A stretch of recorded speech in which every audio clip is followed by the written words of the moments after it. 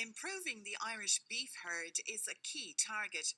It's already the world's fourth biggest exporter. Businessman Frank Murphy sees potential, so he's going back to his farming roots near Banteer in Cork. This is actually my wife's farm. Her dad passed away a number of years ago, so it was either a question of actually selling the farm or actually doing something with it because it needed an investment at that point in time.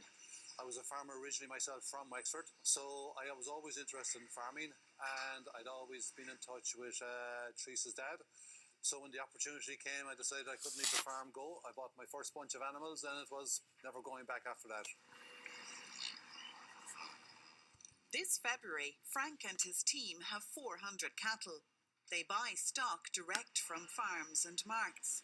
It's a unique setup as Frank has installed a robotic feeder that mixes and delivers the meal to the cattle. She's been named Maria.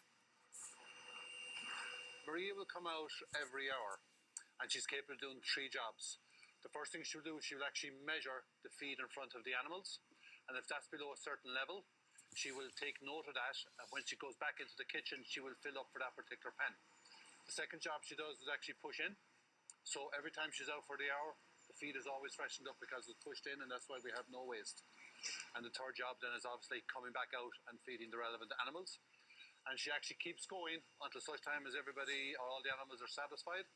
Then she will rest for an hour, and then she will come out and she will check all the measurements again, and the whole process starts again.